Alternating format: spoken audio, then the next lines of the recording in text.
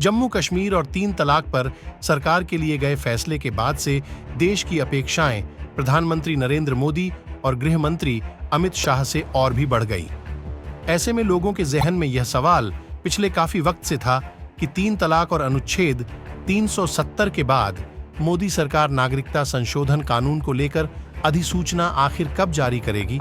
घुसपैठियों को देश से बाहर करने की बात मोदी सरकार द्वारा समय समय पर की भी जाती रही है। इस दिशा में सबसे पहले असम में NRC यानी नेशनल रजिस्टर ऑफ सिटीजन्स पर काम हुआ। वर्तमान में नागरिकता संशोधन विधेयक को भी इसी कवायद का हिस्सा माना गया। नागरिकता संशोधन कानून 1975 में संशोधन का प्रस्ताव है। इस संशोधन के माध्यम से पाकिस्तान, अफगानिस्तान, बांग्लादेश के 6 धार्मिक अल्पसंख्यक समुदायों के लोगों को नागरिकता का प्रावधान है जो पलायन करके भारत आए। इनमें हिंदू, बौद्ध, सिख, जैन, ईसाई और पारसी लोग शामिल हैं। नागरिकता संशोधन कानून किसी एक राज्य नहीं बल्कि पूरे देश में शरणार्थियों पर लागू हो गया। इसमें भारत में उनके निवास के समय को 12 वर्ष की बजाय 6 वर्ष करने का प्रावधान है। यानी अब ये शरणार्थी 6 साल बाद ही भारतीय नागरिकता के लिए आवेदन कर सकते हैं। 2. CAA के तहत कैसे दी जाएगी नागरिकता? गृह मंत्रालय ने आवेदकों की सुविधा के लिए एक पोर्टल तैयार किया है क्योंकि पूरी प्रक्रिया ऑनलाइन होगी। क्या मुस्लिमों की नागरिकता छीन ली जाएगी? सरकार ने साफ किया है कि नागरिकता संशोधन अधिनियम CAA में किसी भी भारतीय की नागरिकता छीनने का कोई प्रावधान नहीं है।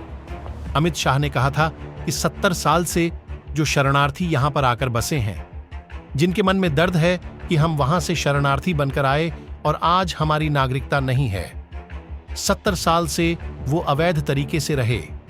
सिटीजनशिप अमेंडमेंट एक्ट को पहले ही कैबिनेट में लागू कर सभी को नागरिकता दी जाएगी। अमित शाह ने एक चुनावी सभा में भी कहा था कि CAA के खिलाफ हमारे मुस्लिम भाइयों को गुमराह किया जा रहा है और भड़काया जा रहा है। CAA केवल उन लोगों को नागरिकता देने के लिए है जो पाकिस्तान, अफगानिस्तान और बांग्लादेश में उत्पीड़न का सामना करने के बाद भारत आए हैं।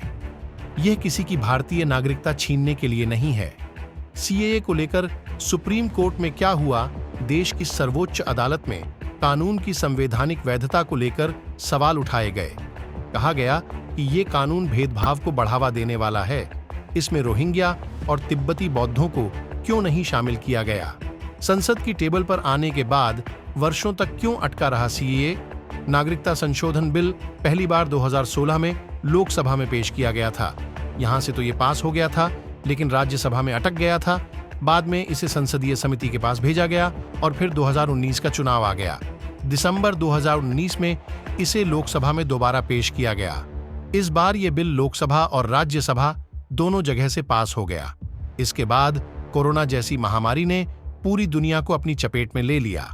इसके साथ ही कानून को लेकर व्यापक विरोध भी देखने को मिला। जब भी कोई नया कानून पास होता है तो उसके बाद सरकार को उसके नियम भी जारी करने होते हैं। जैसे कैसे, क्या, कब होगा, क्या प्रक्रिया होगी, कहां होगी, लोगों को क्या करना होगा, दस्तावेज कौन से जरूरी होंगे, किन बातों को लेकर विवाद है नागरिकता संशोधन विधेयक, जिसके बारे में विवाद ये है कि इसे मुस्लिम विरोधी बताया जा रहा है और कहा जा रहा है कि घुसपैठियों को लेकर धर्म के आधार पर अंतर किया जा रहा है। इस पर सरकार का मानना है कि गैर मुस्लिम धार्मिक प्रताड़ना का शिकार होकर भारत आए, इन्हें नागरिकता मिलनी चाहिए।